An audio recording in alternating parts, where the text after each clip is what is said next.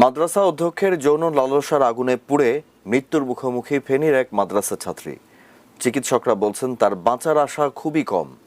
আর পরিবারের অভিযোগ, যৌন হয়রানির মামলা প্রত্যাহারে রাজি না হওয়ায় এই বর্বর প্রতিশোধের শিকার হয়েছে আলিম পরীক্ষার্থী এই মাদ্রাসা ছাত্রী।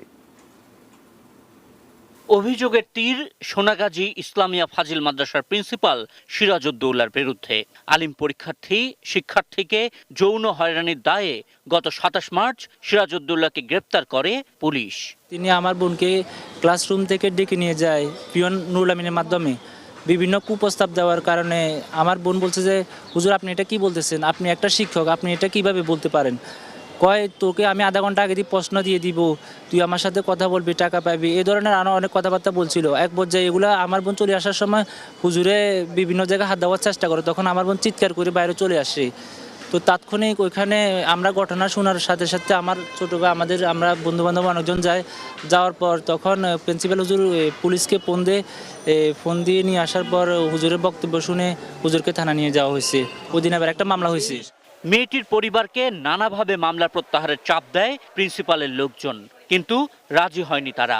আগুনে পোড়া মাদ্রাসা ছাত্রীর বরাত দিয়ে তার ভাই জানিয়েছে, পরীক্ষা হল থেকে কৌশলে বের করে এনে একই চাপ দেওয়া হয়েছিল মেয়েটিকে।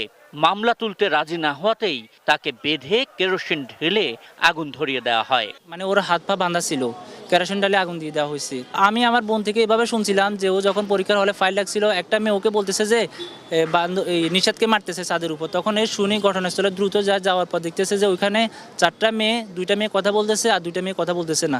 ওরা বোরকা পরা ছিল, মুখোশ পরা ছিল, চশমা পরা ছিল। আগুনে পোড়া মেয়েটিকে ফেনী সদর থেকে ঢাকা মেডিকেলের বার্ন ইউনিটে এনে চিকিৎসা দেওয়া হচ্ছে। চিকিৎসকেরা জানিয়েছেন, মেয়েটি কথা বলছে সজ্ঞানে, কিন্তু পোড়ার ক্ষত এতটাই ভয়াবহ যে বাঁচার আশা একেবারেই কম।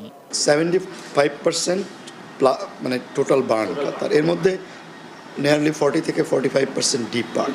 মুখের অংশটা বাদ দিয়ে শরীরের প্রত্যেকটি জায়গাতেই ওনার বার্ন আছে, এর মধ্যে কিছু কিছু জায়গা স্পেয়ার আছে। Ashikur Rahman Apu, ATN news.